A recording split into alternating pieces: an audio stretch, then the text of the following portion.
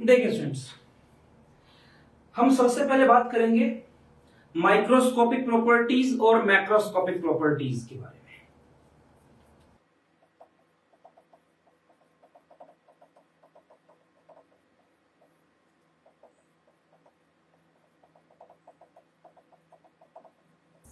क्या होती है ये? तो देखिए, बुक कहती है कि ऐसी प्रॉपर्टीज जो किसी इंडिविजुअल एटम पर डिपेंड करती हो उसे कहते हैं माइक्रोस्कोपिक प्रॉपर्टी, और जो एटम या मॉलिक्यूल के ग्रुप्स पर डिपेंड करती है उसे बोला जाता है मैक्रोस्कोपिक प्रॉपर्टीज। तो ये क्या होती है? दोज प्रॉपर्टीज, मैं यहां पे बोलूंगा दोज फिजिकल प्रॉपर्टीज, ठीक है ना। इसमें हम फिजिकल प्रॉपर्टीज की बात करेंगे इस यूनिट के अंदर।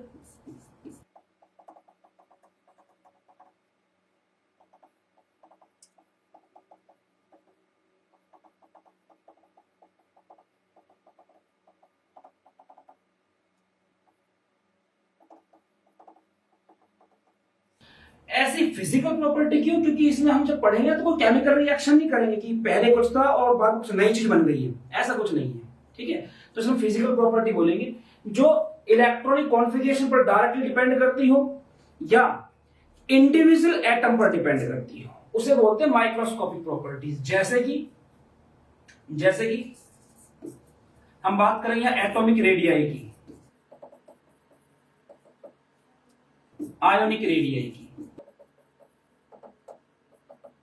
आयोनाइजेशन एंथैल्पी की, इलेक्ट्रॉन गेन एंथैल्पी की, इलेक्ट्रोनेगेटिविटी की, ठीक है। इन सब की बात हम इसमें करने वाले हैं। ये सारे क्या है? माइक्रोस्कोपिक प्रॉपर्टीज होती है।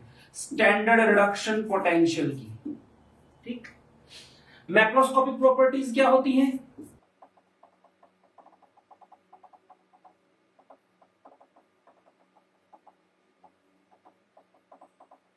जो एटम्स के ग्रुप पर डिपेंड करती है या इनडायरेक्टली तौर पर इलेक्ट्रॉनिक कॉन्फ़िगरेशन पर डिपेंड करती है, उन्हें बोलते हैं मैक्रोस्कोपिक प्रॉपर्टीज। जैसे कि viscosity, surface tension, enthalpy of fusion,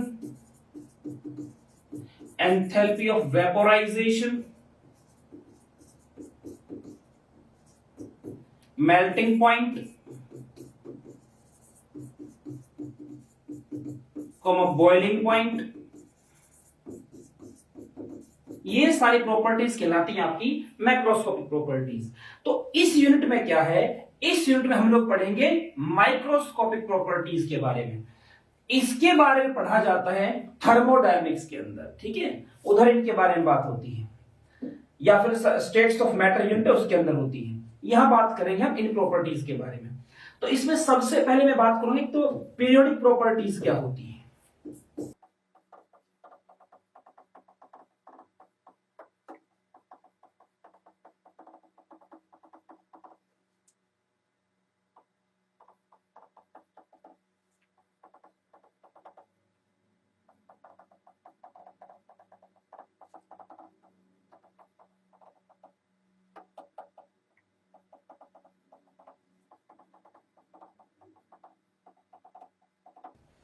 ऐसी फिजिकल प्रॉपर्टी जो एक सर्टेन इंटरवल के बाद रिपीट होती है, और अधिकांशतः ऐसा होता है, इसके पीछे कारण होता है सिमिलर आउटरमोस्ट इलेक्ट्रॉनिक कॉन्फ़िगरेशन, ठीक है।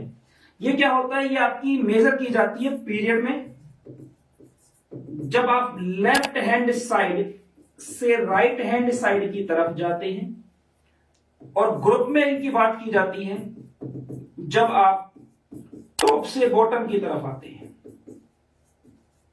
कि इसमें कैसे वेरिएशन हो रहा है। तो इसी में से एक है आपकी एटॉमिक रेडियाई। तो बात करते हैं अब एटॉमिक रेडियाई की। स्मॉल आर से आप इसको शो करेंगे। अगर आर के पैर में ए लगा देंगे, मैं आर को थोड़ा बड़ा लिखता हूं, ये आर है, आर के पैर में ए लगा दी तो एटॉमिक रेडियाई हो जाएगी। आई लगाओगे तो क्या हो जाएगा आपका? आयनिक रेडियाई हो जाएगी। सी लगाओगे तो कटायनिक रेडियाई, ठीक है ना। इस तरह से भी होता है ये। तो देखिए, मैं फिलहाल एटॉमिक रेडियाई की बात कर रहा हूं। सी के ऊपर प्लस लगाना पड़ेगा ऐसे, फिर आर के ऊपर प्लस लगा दोगे तो भी कटायन की रेडी है, आर के ऊपर माइनस लगा दोगे तो अनायन की रेडी है। वो डिस्कस करेंगे सारा का सारा। तो सबसे पहली बात तो एटॉमिक रेडी होती क्या है, उससे भी पहले ये देखते हैं कि क्या एटॉमिक रेडियस को मेजर किया जा सकता है। तो सबसे पहली बात तो क्या है कि डिफिकल्टी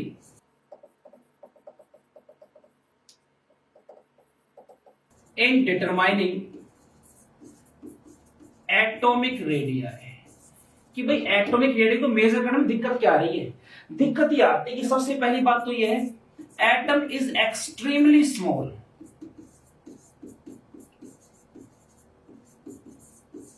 ये बहुत ही ज्यादा छोटा होता है, ठीक है, हम इसे देख ही नहीं सकते, किसी भी तरह से नहीं देख सकते हम इसको। तो रेडियस कैसे मेजर करें। दूसरा, जब मैं पढ़ाऊंगा आपको माइक्रोस्कोपिक प्रॉपर्टीज तो मैं बार बार एक टर्म यूज करूंगा, गैसियस आइसोलेटेड एटम या गैसियस आइसोलेटेड आयन। तो आइसोलेट मतलब क्या, उसको बाकी सबसे अलग कर देना, अकेला रह जाए वो एटम या आयन। और एटम या आयन को आइसोलेट करना बहुत ज्यादा मुश्किल है, इम्पॉसिबल सा है।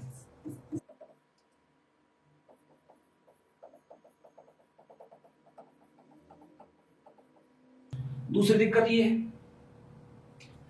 और क्या प्रॉब्लम आएगी,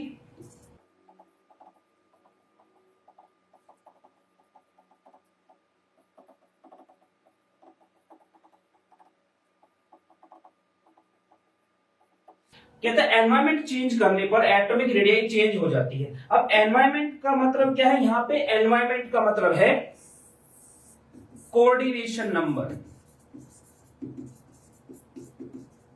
अब ये कोऑर्डिनेशन नंबर क्या है, तो कोऑर्डिनेशन नंबर का मतलब है एक एटम कितने एटम से घिरा हुआ है, ठीक है।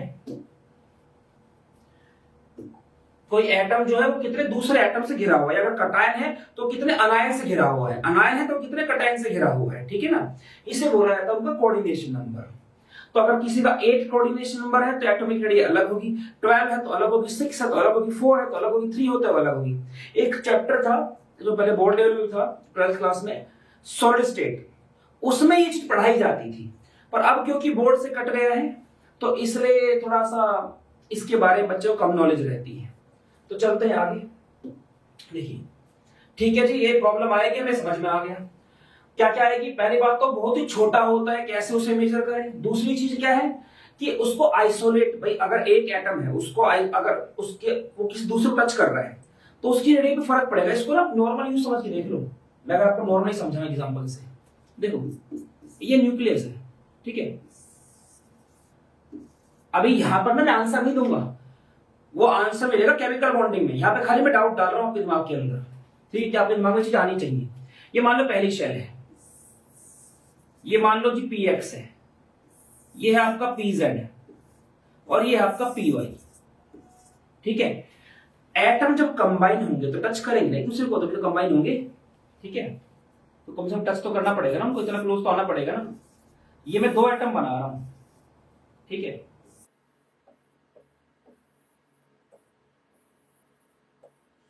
इसकी बेटर अंडरस्टैंडिंग के लिए मैंने केमिकल बॉन्डिंग वाले लेक्चर को इसके पैरेलली स्टार्ट कर दिया है, ठीक, ताकि आप वहां से भी जब देखिए चीजों को तो इसके कोरिलेट कर पाए। अब देखो ये जो मैंने बिंदी बिंदी से बनाई ना ऐसे ऐसे, ये इलेक्ट्रॉन्स है। इलेक्ट्रॉन पे क्या होता है, माइनस चार्ज होता है, और माइनस माइनस एक दूसरे को क्या करते हैं, रिपेल करते हैं। तो जब ये एटम एक दूसरे क्लोज आएंगे तो इनके इलेक्ट्रॉन भी तो एक दूसरे क्लोज आएंगे, और इलेक्ट्रॉन इलेक्ट्रॉन आपस में क्या करेंगे, रिपेल करेंगे। इलेक्ट्रॉन इलेक्ट्रॉन आपस में क्या करेंगे, रिपेल करेंगे, ठीक है। तो इस तरह से अगर सोच के देखो तो एटम को तो एक दूसरे क्लोज ही नहीं आना चाहिए, है ना। Electron electron same charge similar charge repel करते दूर होना चाहिए, पास में आना ही चाहिए। लेकिन इतनी सारी चीज फॉर्म हुई हमारे आसपास, तो इसका मतलब क्या है, एटम आपस में कंबाइन होते हैं और स्ट्रक्चर्स बनते हैं। तो कोई फोर्स है जिसके कारण वो कंबाइन होते हैं, वो आप केमिकल बॉन्डिंग में आप देखेंगे उस चीज को। देखिए इधर चलते हैं हम लोग। तो कहता है देखो जब यहां पे इलेक्ट्रॉन इलेक्ट्रॉन रिपल्शन होगा तो ये वाला जो इलेक्ट्रॉन है जो इधर एक्स एक्सिस पर है, एक्स पर, ये भी आपका एक्स पर है, तो इनमें आएगा पहले पहले रिपल्शन। तो ये क्या होगा, ये अपने अंदर घुसने की कोशिश करेगा, ये अपने अंदर घुसने की कोशिश करेगा, है ना।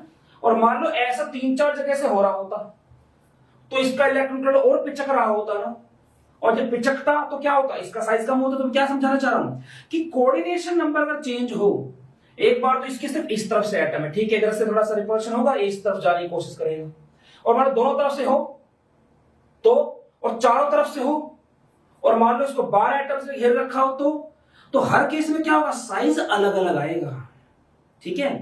अब वो कैसे कैसे आएगा, अब इसको ऐसे मत दिमाग में डाल लेना कि मैं कुछ ऐसे कह रहा हूं कि जितने ज्यादा इसके सराउंडिंग में एटम आते जाएंगे छोटा होता जाएगा, ऐसा कुछ नहीं है। सच्चाई बहुत अलग होती है चीजों की, ठीक है। सोलर स्टेट में कराया जाएगा, लेकिन वो अभी नहीं है, पहले जो सिलेबस के चैप्टर में वो खत्म करूंगा आप लोगों के। जो एंट्रेंस वाले हैं उनको मैं बाद में लेके चलूंगा, जो पहले बोर्ड में भी आते हैं उनको भी लेके चलेंगे, पहले उन्हीं को खत्म करना है। तो देखिए मैं क्या कहना चाह रहा हूं कि कोऑर्डिनेशन नंबर चेंज होने से क्या होगा, रेडियस चेंज होगी। इसको आप नॉर्मल एक एग्जांपल समझ लो, देखो वो ज्यादा अच्छा एग्जांपल, इससे भी अच्छा एग्जांपल रहेगा वो। ये मान लीजिए ग्लास है, ठीक है। इस ग्लास में क्या किया, आपने एक कच्चा अंडा डाल दिया, ठीक है, आपने क्या किया, कच्चा अंडा डाल दिया, ये डाल दिया, तो उसमें नीचे येलो पार्ट होता है, ये उसका येलो पार्ट है, ठीक है। और अब क्या है, वो जो पानी होता है उसके चारों तरफ, जो पकने के बाद व्हाइट कलर का बन जाता है कोगुलेशन के बाद, ये वो हिस्सा है इसका, ठीक है। अब अगर मैं इसमें एक और एग डाल दूं तो क्या होगा, ऐसे कच्चा अंडा डालना आपको। आप इस चीज को कभी हो सके तो करके भी देख सकते हैं कि अब क्या हुआ, मैंने एक और एग डाला। जब मैं एक और एग डालूंगा ना तो मैं क्या नोटिस करूंगा, मैं ये नोटिस करूंगा कि अब जो येलो वाला पार्ट था ना, जो पहले येलो वाला पार्ट था वो सिकुड़ गया है।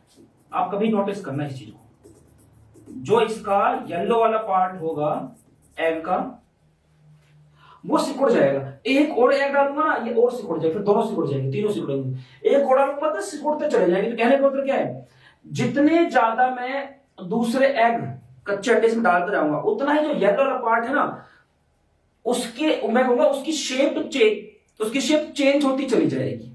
तो इस तरह कोऑर्डिनेशन नंबर बढ़ाने से क्या हो रहा है कि उसमें इसका जो येलो पार्ट है उसका साइज चेंज होता जा रहा है, उसकी वॉल्यूम चेंज हो रही है। ठीक ऐसे एटम्स में होता है कि कोऑर्डिनेशन नंबर चेंज होता है तो इनका साइज भी चेंज होता चला जाता है। अब बात करते हैं कितनी तरह की होती है ये एटॉमिक रेडियाई। देखो एटॉमिक रेडियाई हमारे पास है 3 तरह की, टाइप्स ऑफ एटॉमिक रेडियाई।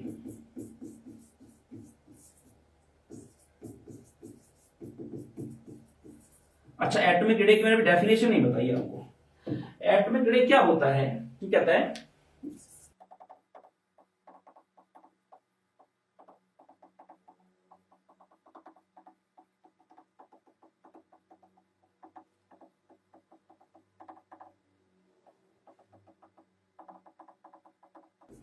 कि अगर आप एटम को आइसोलेटेड गैस स्टेट में ले आओ, आइसोलेट तभी तो होगा गैस की फॉर्म में चला जाएगा। उस समय जो न्यूक्लियस का सेंटर है, जो न्यूक्लियस का सेंटर है वहां से लेके जो इसका मोस्ट लूजली बॉन्डेड इलेक्ट्रॉन होगा, ठीक है, उस डिस्टेंस को बोला जाता है उस एटम की एटॉमिक रेडियाई। इस मान में इसमें मैं मान के चलता हूं कि ये वाला जो इलेक्ट्रॉन मोस्ट लूजली बॉन्ड होती है यहां से लेके न्यूक्लियस का सेंटर, ये जो डिस्टेंस है ये क्या है, आर ए मतलब एटॉमिक रेडियाई। कितनी तरह की होती है ये, तो कहते देखिए 3 तरह की होती है। एक होती है मेटेलिक रेडियाई, इधर नहीं बता पाऊंगा, स्पेस कम रह जाएगा, आप पहले इसी का स्क्रीनशॉट ले लो टाइप्स ऑफ रेडियाई को, फिर आगे करवाते हैं। स्क्रीनशॉट ले लीजिए आप पहले इसका। तो अब हम बात करेंगे टाइप्स ऑफ एटॉमिक रेडियाईज की।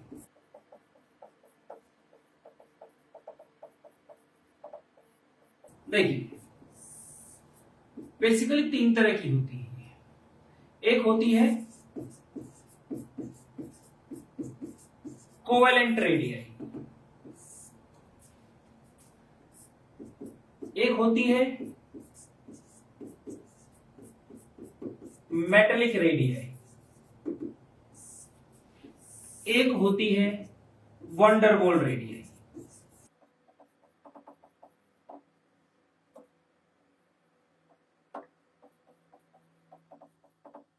तो हमारे पास रेडियस होती है, इसको आर सी मतलब कोवेलेंट, आर मतलब रेडियाई, ये R M metal radii, R V van der Waals radii, ऐसे इनको दिखाया जाता है। देखिए अब मैं पहले बात करूंगा मेटेलिक रेडियाई की। मेटेलिक रेडियाई क्या होती है? नाम नहीं आ रहा मेटल, तो होता क्या है, जो मेटल होते हैं आप जानते हैं अधिकांश मेटल क्या होते हैं, सॉलिड स्टेट में पाए जाते हैं, तो उनके लैटिसेस होते हैं। ठीक है, जैसे मैंने यहाँ पे क्या किया है, लैटिस का छोटा सा टुकड़ा लिया जिसको यूनिट सेल बोलते हैं। ठीक है, ये है। मैं एक और बना देता हूं क्योंकि मैं उसको बनाना भूल गया।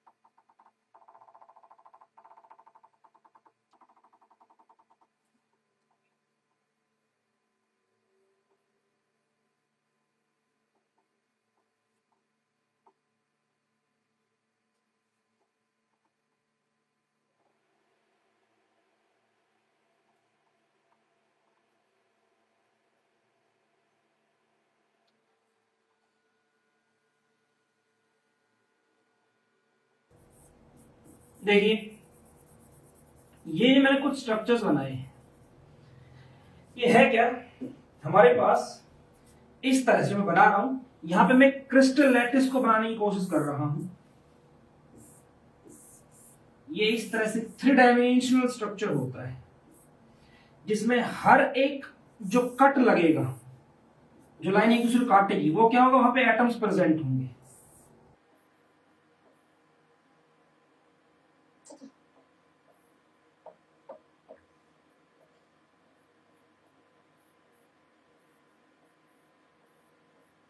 इस तरह से यहां पे एटम्स प्रेजेंट होते हैं, जो मैं आपको येलो कलर से दिखाऊंगा, यहाँ ये यहाँ पे एटम्स प्रेजेंट है, ये टच करते हैं सारे के सारे एक दूसरे को। ठीक है, ये टच करते हैं, इसे क्रिस्टल लैटिस बोलते हैं।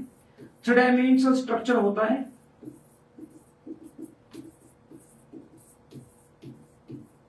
इस तरह से। इसी का एक टुकड़ा मैंने उठा लिया, मान लो इसका मैंने ये टुकड़ा उठा लिया जिसको मैं डार्क कर रहा हूं, ये वाला टुकड़ा जो है, ये इसको मैंने उठाया, इतने हिस्से उठाने, तो ये बना दिया ये बना दिया, ये बना दिया। ये जो अरेंजमेंट है इसको बोलते हैं सिंपल प्रिमिटिव या simple unit cell, simple arrangement है। इसमें क्या है, जैसे एक कमरा है, कमरे में 8 कोने होते हैं ना, कोना वो हिस्सा होता है जब 3 एक्सिस मिलती है, एक्स वाई जेड, एक कोना, ऐसे 8 कोने हैं, उन 8 कोनों पे एटम रखे होते हैं। ठीक है, मैंने इसमें एटम का सिर्फ उतना हिस्सा दिखाया जो इस क्यूब के अंदर आ रहा हो। जैसे मान लो एक बड़ी सी गोल में लगाऊं कोने में, तो कुछ हिस्सा ऊपर जाएगा, कुछ साइड वाले कमरे में जाएगा। इस कमरे में जो हिस्सा आएगा मैंने सिर्फ वो दिखाया है इसमें। इसमें क्या, ये बीसीसी अरेंजमेंट होती है। इसमें बॉडी के सेंटर पे और कोने पे इधर एटम्स होते हैं, तो 8 तो कोने, वहां पे एटम्स और बॉडी के सेंटर पे एटम है।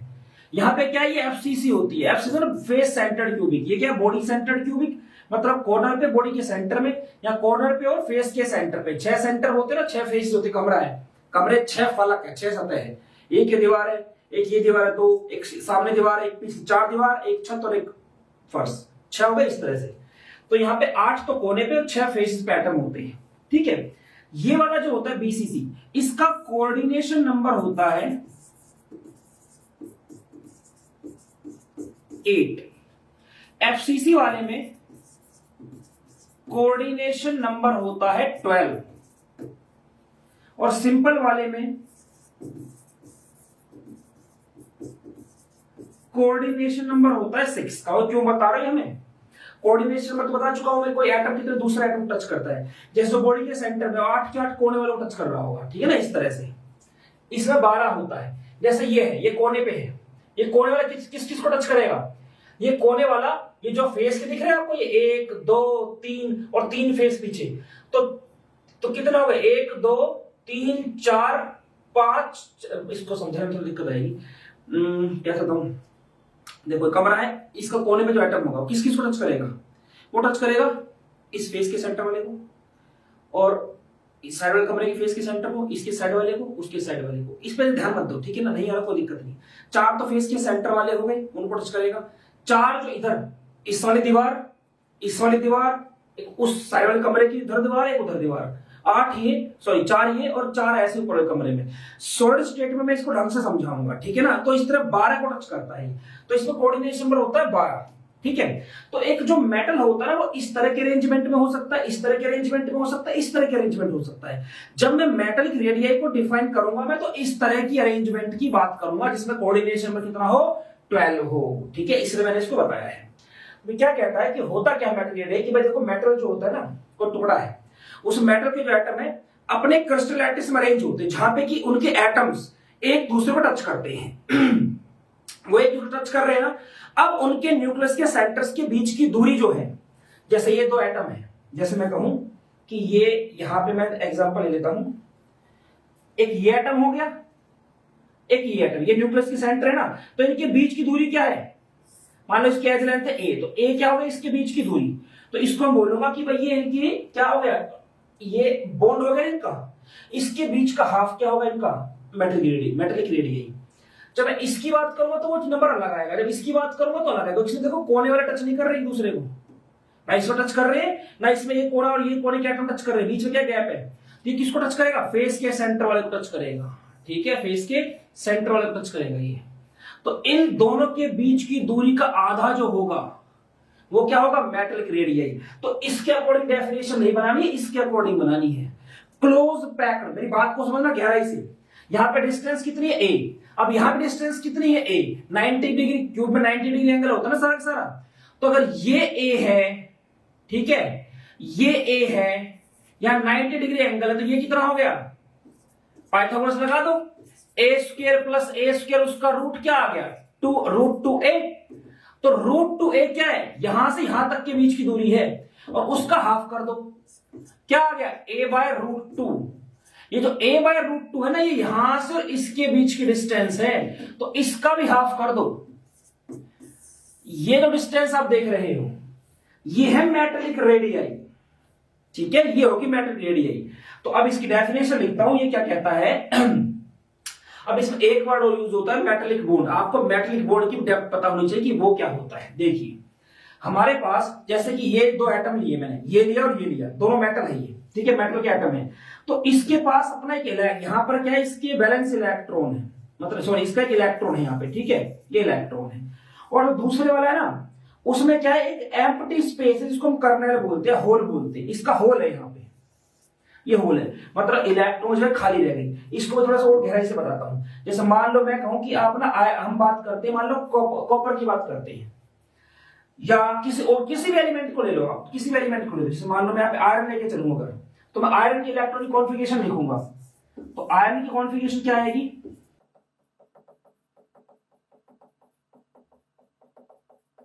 एंड में 36, डी में होते 10, H है, तो 4 इलेक्ट्रॉन की जगह खाली है ना, वो जो खाली जगह है ना उसी को बोलते हैं होल या कर्नेल। उस खाली जगह को क्या बोलते हैं, या तो बोलेंगे होल या बोलेंगे कर्नेल्स, होल्स या कर्नेल्स कहलाएंगे वो। तो होता क्या है, इधर इलेक्ट्रॉन की जगह खाली है, मतलब ये क्या, इलेक्ट्रॉन की कमी है।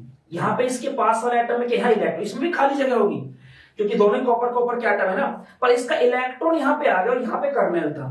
तो अब क्या है, ये इसका जो इलेक्ट्रॉन है ना, ये इसमें जंप कर सकता है, ठीक है। ठीक ऐसे ही अगर ये होल यहां पहुंचता है तो इसका इलेक्ट्रॉन है वो इसमें जंप कर सकता है। तो ऐसे इसके आसपास जब ये बाउंड्री पे घूमेगा, ये होल यहां से वहां जाएगा, तो क्या होगा, इसके आसपास जो भी इलेक्ट्रॉन होगा वो इसमें जंप करने की टेंडेंसी रखेगा, जो भी इनके दूसरे एटम के वैलेंस शेल का इलेक्ट्रॉन होगा।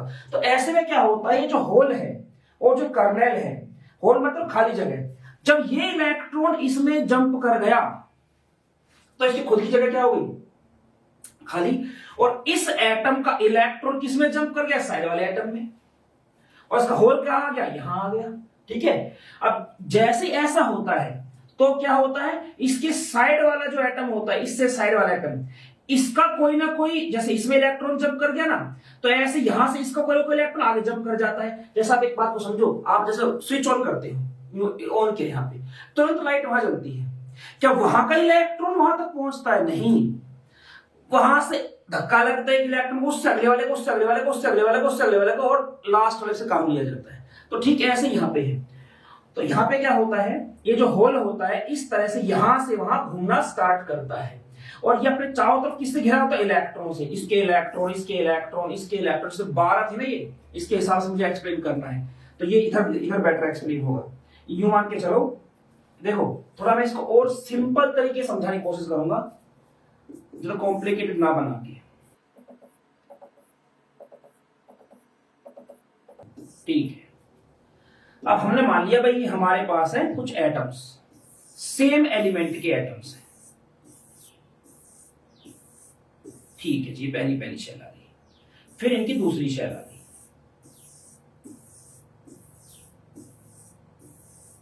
अब इनकी तीसरी शेल की बात करेंगे, मतलब दूसरी शेल में 2p की बात करेंगे।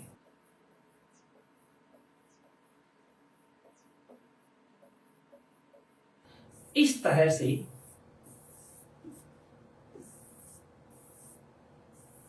अब क्या है, इन सभी में क्या इलेक्ट्रॉन, हमें खाली वैलेंस शेल के इलेक्ट्रॉनों से मतलब है, अंदर के इलेक्ट्रॉन दिखाने की जरूरत नहीं है। ठीक है, अब जो बीच में है ना, मैंने माना कि जो रेड कलर दिखा रहा है होल को, ये इसका होल है। ठीक है, अब ये होल जो है ना, जब इसी एटम का मान लो ये इलेक्ट्रॉन इस होल में जंप करेगा, तो ये होल कहां आ गया? ये होल यहां आ गया, है ना, इस जगह पर ये इलेक्ट्रॉन यहां जंप कर गया तो इसकी खाली हो गई ना।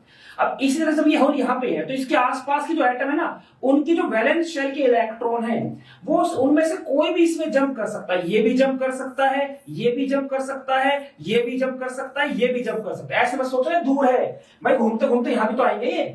ठीक है, यूं घूमेंगे ना, एक रोके थोड़ा रहेंगे, तो इन चारों की इसमें जंप करने की टेंडेंसी होगी ना। अगर ये होल कहीं और जाता है तो वहां के इलेक्ट्रॉन की क्या हो जाएगी? इसमें जंप करने की टेंडेंसी होगी। कहीं और जाता तो वहां के इलेक्ट्रॉन की जंप करने की टेंडेंसी होगी। तो इस तरह से क्या कह सकता हूं, हर एक होल एक तरह से इलेक्ट्रॉनों के समुद्र से घिरा हुआ है, बहुत सारे इलेक्ट्रॉन से घिरा हुआ है। और कौन से इलेक्ट्रॉन है? ये वो इलेक्ट्रॉन है जो कि डीलोकलाइज है। साथ में कह सकते हो ये होल भी क्या है आपका? डीलोकलाइज है, एक जगह टिका नहीं रहेगा, कोई भी इलेक्ट्रॉन इसमें जंप करेगा, जैसे इलेक्ट्रॉन जंप करेगा तो उसकी खुद की जगह क्या हो जाएगी? खाली हो जाएगी। तो इस तरह से जब एक डीलोकलाइज सॉरी जब एक होल जो होता है सी ऑफ इलेक्ट्रॉन से घिरा रहता है, इस तरह जो बॉन्ड बनता है इनके बीच में, इसको बोलते हैं मेटालिक बॉन्ड। और इसमें ये जो इलेक्ट्रॉन्स है ना वैलेंस शेल के, ये किसी एक एटम के न्यूक्लियस के चारों तरफ नहीं घूमेंगे। ये जितना बड़ा क्रिस्टल होगा उस क्रिस्टल में कहीं भी जा सकते हैं। ये ऐसे होल ऐसे जंप मार मार के कहीं भी जा सकते हैं इस तरह से। और इसी प्रॉपर्टी कारण कि इनका जो इलेक्ट्रॉन है वैलेंस शेल का, वो जितना बड़ा क्रिस्टल है उन सभी एटम इसके न्यूक्लियस के चारों तरफ घूम सकता है। इसी कारण इसकी कौन कौन सी प्रॉपर्टी आती है? इलेक्ट्रिकल कंडक्टिविटी, डक्टिलिटी, ये डक्टाइल होते हैं, मैलिएबल होते हैं। ये सारी प्रॉपर्टी किसके कारण होती है? इसी के कारण होती है, जो डीलोकलाइज इलेक्ट्रॉन होते हैं। तो अब ये कहता है कि जो इस तरह की प्रॉपर्टी रखते हैं, ऐसे दो एटम्स के न्यूक्लियसिस के बीच की डिस्टेंस का आधा जो होता है ना, वो होता है आपका मेटालिक रेडियस। ठीक है, तो डेफिनेशन क्या बन गई? डेफिनेशन बनी इट इज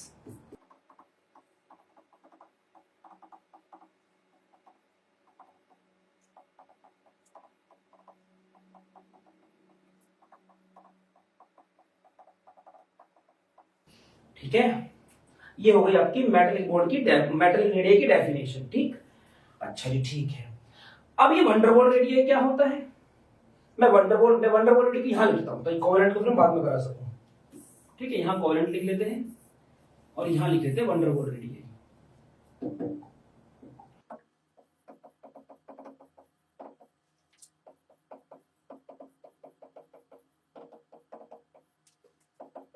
ठीक है, देखिए ये क्या होता है।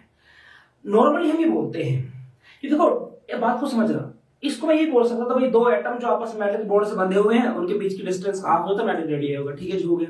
समझ में क्या आया पता नहीं, अब हो सकता है बोला भी कुछ समझ में नहीं आया। ठीक है, वो एक अलग बात है, दोबारा कोशिश कर सकता हूँ उसके लिए। अब वंडरवॉल रेडियस क्या डेफिनेशन दोगे कि ऐसे दो एटम्स जो आपस में वंडरवॉल फोर्सेस से बंधे हुए हो और जो नियरेस्ट नेबर हो नॉन बॉन्डेड हो उनके न्यूक्लियस के बीच की डिस्टेंस का हाफ। भाई इसको समझना जरा मेरी बात को। अब बुक में मैंने देखा है, कुछ बुक्स में मैं नाम नहीं लेना चाहता किसी बुक का, वो आप लोग हो सकता है आप पढ़ते भी उन बुक्स को, कई बार राइटर से कुछ गलतियां हो जाती लिखने में। एक ऐसा एग्जांपल दिखा रखा है कि इधर ऐसे कर दिया और इधर ऐसे कर दिया, तो यूं दिखाया गया है कि दो नियरेस्ट नेबर, अच्छा एक और बनाना पड़ेगा उसके लिए मुझे, दो नियरेस्ट नेबर के नॉन बॉन्डेड एटम्स। अब देखो समझना मेरी बात को, ये एक मॉलिक्यूल है, दूसरा मॉलिक्यूल, तीसरा मॉलिक्यूल, दो करीबी नियरेस्ट नेबर कौन से, ये तो हो गए जो पास में है ना, ये दूर है। तो जो नियरेस्ट नेबर है और जो नॉन बॉन्डेड है उन दोनों के न्यूक्लियाई के बीच की डिस्टेंस का जो हाफ होता है उसे वंडरवॉल रेडियस बोला गया है। ऐसा मैंने कहीं लिखा हुआ पढ़ा है, हो सकता है आपने भी पढ़ा हो। मैंने इसलिए स्ट्रक्चर बना के दिखाया है कि इस तरह का स्ट्रक्चर भी उसमें बनाया गया है। ये डेफिनेशन बिल्कुल गलत है। क्यों गलत है मेरी बात को समझो।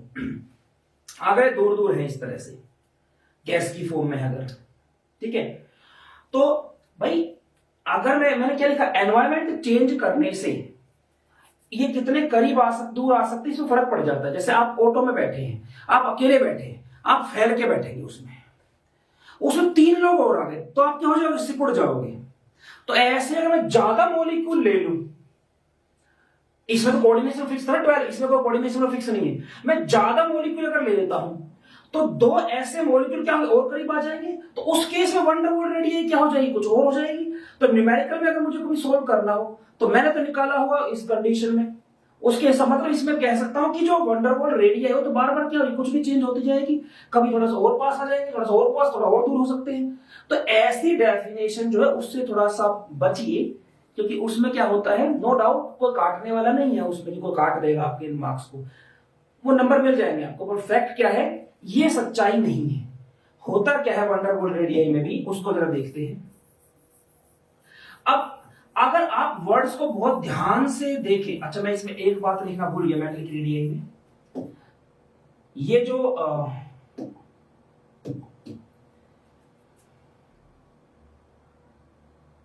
अब यहां पर क्या है, इसमें ये जो डेफिनेशन की जाती है ना, इसमें क्या होना चाहिए, कोऑर्डिनेशन नंबर होना चाहिए आपका 12, मतलब क्लोजली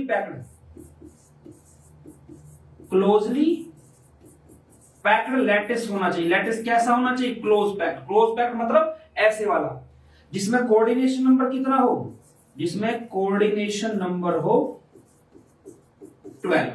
ये इस पे ध्यान रखना आप लोगों को, ठीक। अच्छा अब मैं वंडरवॉल रेडियस की बात करता हूं।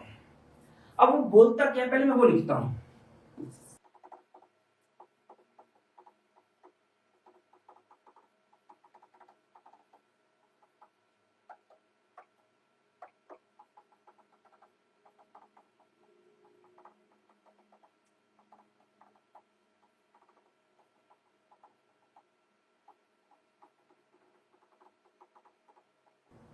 ये जैसे ये डेफिनेशन है। अब इसमें जो चीज ध्यान देने वाली है ना वो क्या है, इसने बोला है नॉन बॉन्डेड, नॉन टचिंग नहीं बोला है, नॉन टचिंग कि टच ना कर रहे, ये नहीं बोला है उसने। तो इसमें क्या होता है, इसमें भी सॉलिड स्टेट में लेके आएंगे हम लोग चीजों को।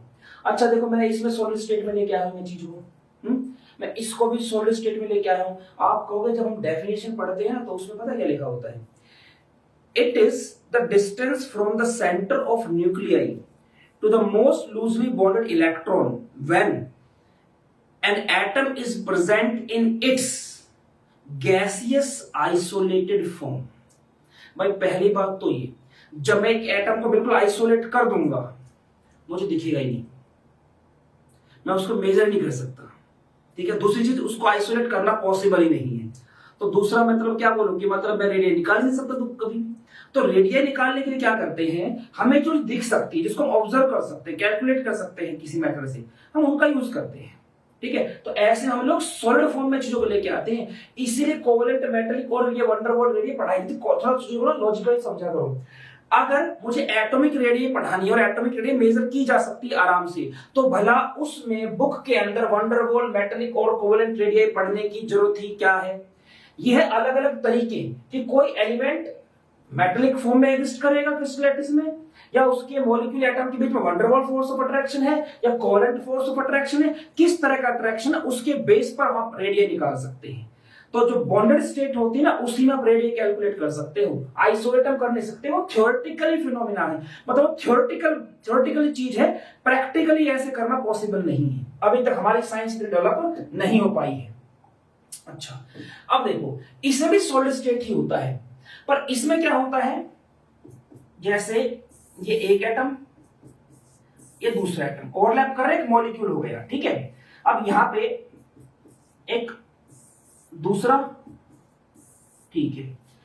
अब ये क्लोज आएंगे एक दूसरे के, और क्लोज आएंगे तो कितने क्लोज ये एक दूसरे के आ सकते हैं कि ये नॉन बॉन्डेड हो, मतलब इनके बीच में बॉन्ड ना बने। देखो, अगर एटम के बीच में टक्कर लगे, टक्कर लग के कोई बॉन्ड बन जाए, ये उस कंडीशन की बात नहीं कर रहा है। उस कंडीशन की बात कौन कौन करेगा, कोवेलेंट बॉन्ड करेगा और मेटालिक बॉन्ड करेगा। यहां भी मेटालिक बॉन्ड बन गया, इलेक्ट्रॉन्स का एक्सचेंज हुआ है, इसमें भी कुछ ना कुछ बॉन्ड बनता है। इसमें इस तरह का बॉन्ड नहीं बनेगा, नॉन बॉन्डेड का सिर्फ ये मतलब है, लेकिन इसमें भी क्या होगी, टक्कर होगी, ठीक है। तो इसको भी सॉलिड स्टेट में ही लिया जाता है। तो कहता है जो आपस में बॉन्ड नहीं बना सकते, लेकिन आपस में टक्कर मार देंगे इतनी दूरी पर कि भाई ये टकरा गए, ठीक है, ये टक्कर लगी। अब जो टक्कर लगी है, लेकिन उसके परिणाम स्वरूप किसी तरह का इलेक्ट्रॉन वगैरह कुछ एक्सचेंज में कोई बॉन्ड नहीं बना है, टकरा के वापस चले गए, टकरा के फिर थोड़ा सा दूर हो गए, ठीक है। तो अब जब टक्कर लगी है ना, तो उस टाइम इनके न्यूक्लियस के बीच के डिस्टेंस का जो हाफ होगा, वो होगा आपका वंडरवॉल रेडियाई, ठीक है। इसमें ये नहीं कि वो नॉन बॉन्डेड, उसको दिखाओ मत। ये कहां लिखा है कि नॉन टचिंग है, भाई नॉन बॉन्डिंग और नॉन टचिंग में तो फर्क होता है ना, ये तो फर्क होता है ना। मेरा हाथ है, इस चीज से टकराया वापस आ गया, कोई बॉन्ड नहीं बनाया इसने इसके साथ। अब इसको मान लो मैंने आग लगा रखी होती इसमें, इसकी जो भी जिस भी चीज से बनाया वो पिघल रही होती, अब मैं अपना हाथ इस पर टच करता तो मेरे हाथ की खाल क्या होती, इसके साथ कुछ ना कुछ रिएक्शन करते हो, कुछ ना कुछ बॉन्ड बना रही, कुछ ना कुछ एक्सचेंज कर रही है, ठीक है। तो इसलिए से नॉन बॉन्डेड बोला, नॉन टचिंग कहीं लिखा ही नहीं है। ये कई बार हम अपने आप चीजों को बहुत सिंप्लीफाई करने के चक्कर में इतना जो एक्सप्लेन करने की कोशिश करते हैं, कुछ ना कुछ में गलत हो जाता है। तो देखिए, अब आपको आगे बात समझ में क्या वंडरवॉल रेडियाई है, तो क्योंकि इसमें कुछ एक्सचेंज ही नहीं हुआ, इन दोनों में एक्सचेंज होगा तो साफ है कि इसमें इतने क्लोज नहीं आएंगे जितने कि बाकी दोनों में आ जाएंगे, ठीक है। अब थोड़ा सा मैं इसकी तरफ चलता हूं, तब तीनों कंपेयर करूंगा, तब और अच्छी तरह समझ में आएगा। इसका स्क्रीनशॉट ले लो आप। तो देखिए स्टूडेंट्स, अब हम बात करेंगे कोवेलेंट रेडियाई की। कोवेलेंट रेडियाई क्या होती है, देखिए ये हमारे पास दो एटम्स है, एक ये है, एक ये है। ये किसी पर्टिकुलर डिस्टेंस पर, अभी इनका बॉन्ड नहीं बना, एक दूसरे से कुछ दूरी पर है। ये यहां पर ये एनर्जी, इनकी पोटेंशियल एनर्जी है,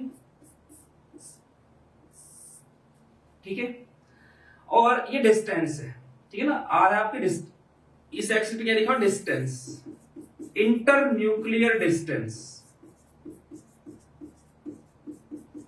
दोनों के न्यूक्लियस के बीच की डिस्टेंस। जैसे जैसे ये एक दूसरे के क्लोज आएंगे, डिस्टेंस कम होती जाएगी। एक पर्टिकुलर पॉइंट पर, एक पर्टिकुलर डिस्टेंस पे क्या होगा, केमिकल बॉन्ड बनेगा। मतलब इन दोनों ने क्या किया, ये क्लोज आए एक दूसरे के, आते गए आते गए आते गए, एक टाइम के बाद फिर क्या हुआ, इन्होंने ओवरलैपिंग कर दी, ये ओवरलैप करते हैं, ठीक है। वो ये पॉइंट है जहां पर इसकी पोटेंशियल एनर्जी क्या है, मिनिमम है। अगर इससे भी और क्लोज लाओगे ना, तो न्यूक्लियर रिपल्शन डोमिनेट कर जाएगा, रिपल्शन से एनर्जी क्या हो जाएगी, बढ़ जाएगी फिर ये, ठीक है। तो ये जो पॉइंट होता है ना यहां पे, जहां पे इनकी पोटेंशियल एनर्जी मिनिमम होती है, ये इस डिस्टेंस को हम मेजर करते हैं रेडियाई में, ठीक है। ये होगी इनकी कोवेलेंट रेडियाई RC, ठीक। तो ये क्या होती है, कोवेलेंट रेडियाई क्या होती है, इट इज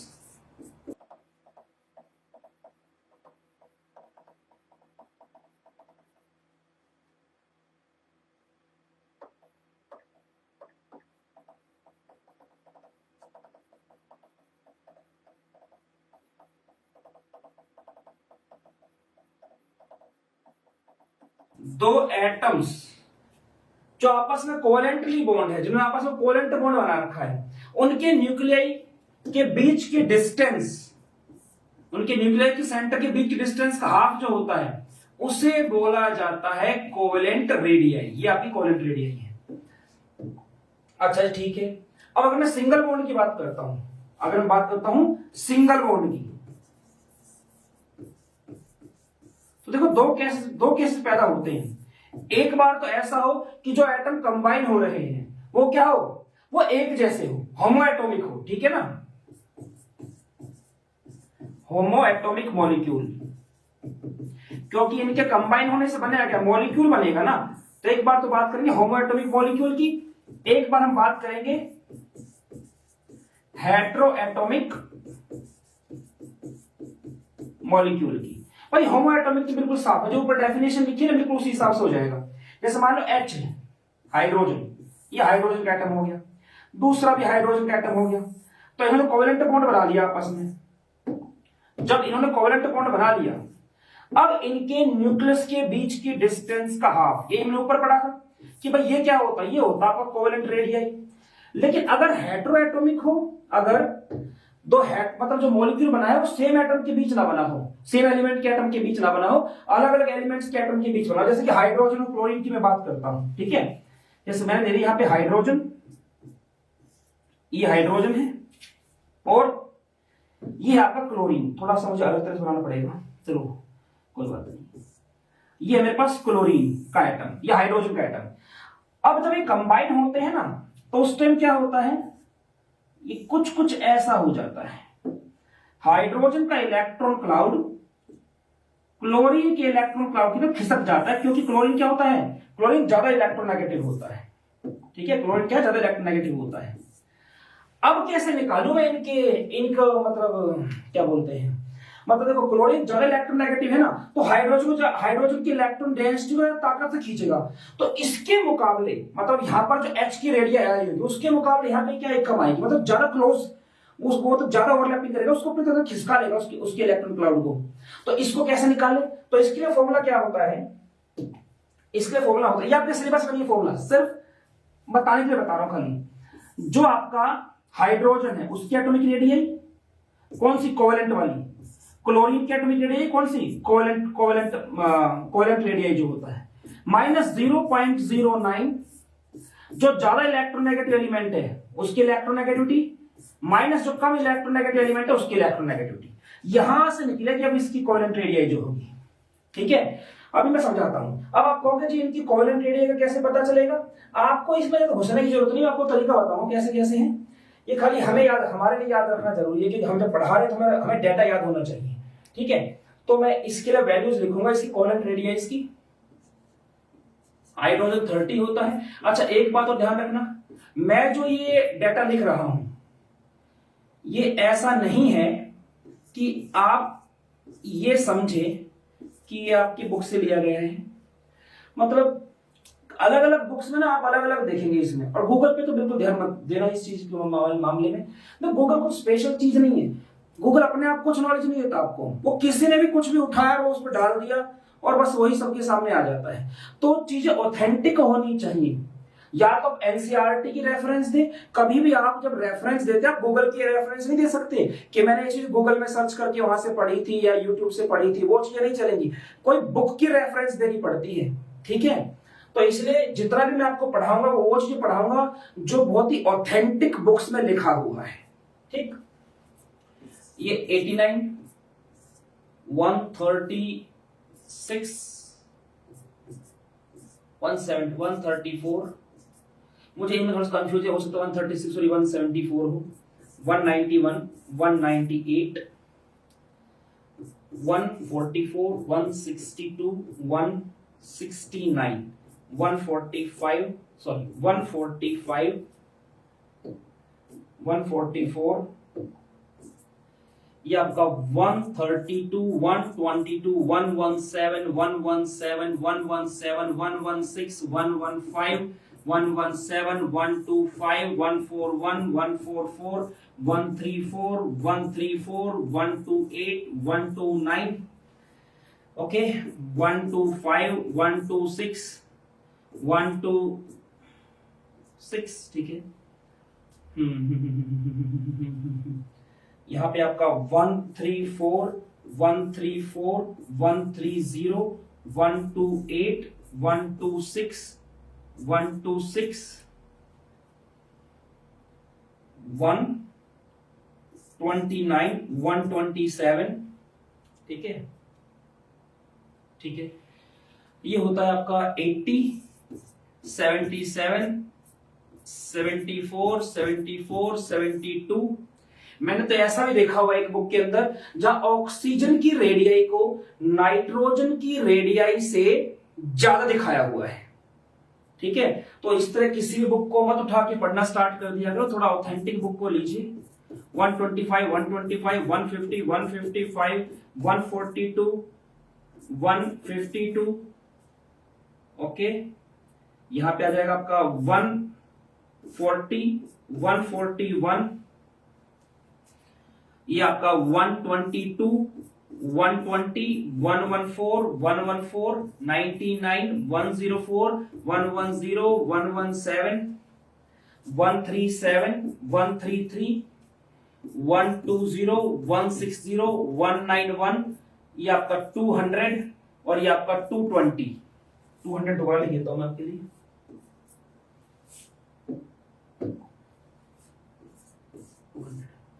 अब देखिए, जैसे मैं अगर बात करूं इधर कि HCl में मुझे निकालना है रेडियाई को, तो कैसे निकालूंगा समझना जरा इस चीज को।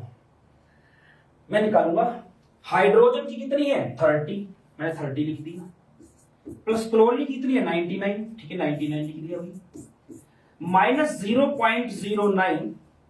अब क्लोरीन की इलेक्ट्रोनेगेटिविटी 3 है और हाइड्रोजन की कितनी है 2.1। ये इलेक्ट्रोनेगेटिविटी पढ़ाई जाएगी आपको, ठीक है। ये इसी टॉपिक इसी यूनिट के अंदर आगे चल के ये कितना हो गया आपका, ये हो गया आपका 129 माइनस ये आपका 0.09 इंटू ये आ गया आपका 0.9, ठीक है।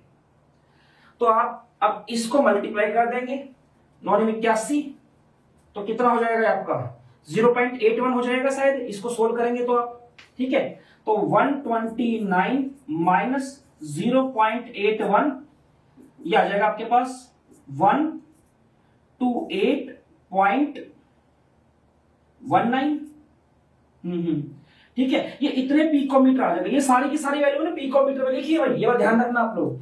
और ये एक चीज ध्यान रखना, ये जो यहां पे जो लास्ट आप देख रहे हैं ये वाला ग्रुप जो है आपका नोबल गैसेस वाला, इनकी वंडरवॉल रेडियाई लिखी हुई है भाई, इनकी वंडरवॉल रेडियाई लिखी गई है, बाकी सबकी क्या है कोवेलेंट रेडियाई लिखी गई है, ठीक है। तो इस तरह से जो कोवेलेंट रेडियाई मतलब जो नॉर्मली आनी चाहिए तो उसके मुकाबले क्या हो जाता है, इसमें थोड़ा सा डिफर कर जाता है, थोड़ा सा कम हो जाती है ये, ठीक है। तो अच्छा ये आई क्या है, ये एक तरह से H और Cl जो है ना उसकी बॉन्ड लेंथ है, ये रेडियाई नहीं है, ये बात ध्यान रखना। ये क्या आया है, ये इनकी बॉन्ड लेंथ आई। अब इसका हाफ करोगे ना वो आएगी इस केस में कोवेलेंट रेडियाई, ठीक है। तो अब इसके बाद हम आगे देखेंगे, थोड़ा सा आप इसका स्क्रीनशॉट ले लीजिए फिर चलते हैं आगे। तो स्टूडेंट्स अब हम लोग बात करेंगे वेरियस टाइप्स ऑफ रेडियाई की। अच्छा उससे पहले एक बात और, यहां पे जो थोड़ा डाउट हुआ था मुझे 136 वाला, ये 136 ही है और नीचे 174 है, 136 और 174 पिकोमीटर, ठीक है। अब देखिए अब हम क्या करेंगे, हम बात करेंगे डिक्रीजिंग ऑर्डर की बात करेंगे, जो वेरियस टाइप की रेडियाई हमने आज डिस्कस की है। इसमें सबसे बड़ी होती है वंडरवॉल रेडियाई, उससे छोटी होती है एटॉमिक रेडियाई, उससे छोटी है मेटेलिक रेडियाई, और इन सब में सबसे छोटी होती है कोवेलेंट रेडियाई, ठीक है।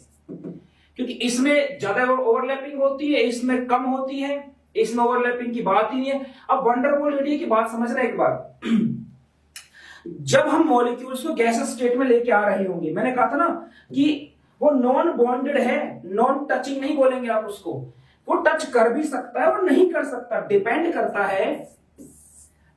करता है कि वो जब उसको पता है कि बॉन्ड बनना नहीं है इन दोनों के बीच में, तो अभी ये पर्टिकुलर डिस्टेंस तक ही क्लोज आ सकते हैं। वो डिपेंड करते हैं ना नेचर कैसा, क्या वो टक्कर मारे इतना क्लोज आएंगे, या वो इतनी क्लोज आके और यहीं से फिर क्या हो वापिस हो जाएंगे। ठीक है, उसके नेचर पर डिपेंड करता है। इसलिए क्या है, कुछ बुक्स इसको इस तरह दिखाती है, तो उसमें इसको सिर्फ ये कंसेप्ट मत लेके चलो कि ये टच भी नहीं करेंगे, ये टच कर भी सकते और नहीं भी कर सकते। ठीक है, जैसा यहां की बात करते इसमें टच नहीं कर रहे, तो इन दोनों जो एडजेसेंट नियरेस्ट नेबर थे, एडजेसेंट भी मान लो, एक तो ये जो तो करीब कौन से हैं, ये दो नेबर लग रहे हैं, ये दो एटम लग रहे हैं, तो ये नॉन बॉन्डेड है। ठीक है, नॉन टचिंग वर्ड यूज नहीं करेंगे, टच कर भी सकते नहीं कर सकते। इनके न्यूक्लियस के बीच के डिस्टेंस का हाफ, ये जो होगा ये होगा आपका वंडरवॉल रेडियाई। तो एक तरह देखो वंडरवॉल रेडियाई एटॉमिक रेडियस से क्या बड़ी है, क्योंकि एटॉमिक रेडियस की बात करूं अगर मैं, तो ये देखो मान लो इसी की बात करूं मैं, एटॉमिक रेडियाई आ रही है इसकी यहां तक, ठीक है, और ये सेम एटम है। क्योंकि तो इसमें क्या होगा, देखो इसकी बाउंड्री तो यहां तक जा रही है ना, पर जब इसका हाफ करूंगा थोड़ा सा इसकी बाउंड्री के अंदर आएगा ही। जैसे कोवेलेंट रेडियाई क्या होती है, एटॉमिक रेडियस से छोटी होती है, मेटल में कम ओवरलैपिंग होती है, तो इसलिए वो थोड़ा सा दूर हो जाएगा। इसमें ओवरलैपिंग की बात नहीं एटॉमिक में। और यहां अगर ये नॉन बॉन्डिंग और नॉन टचिंग भी हो तो उस केस में वंडरवॉल रेडियस क्या हो जाएगी, बड़ी हो जाएगी आपकी एटॉमिक रेडियस, क्योंकि एक पर्टिकुलर डिस्टेंस से ज्यादा क्लोज ये आप आएंगे नहीं अपने आप। ठीक है, कोई एक्सटर्नल फोर्स ना लगाया जाए तो। ठीक है स्टूडेंट्स, तो आज की क्लास में हमें बस इतना ही टॉपिक डिस्कस करना था। इसके आगे जिसका वेरिएशन है, कौन कौन से फैक्टर जिन पर डिपेंड करता है, वो सब हम अपना नेक्स्ट लेक्चर में डिस्कस करेंगे।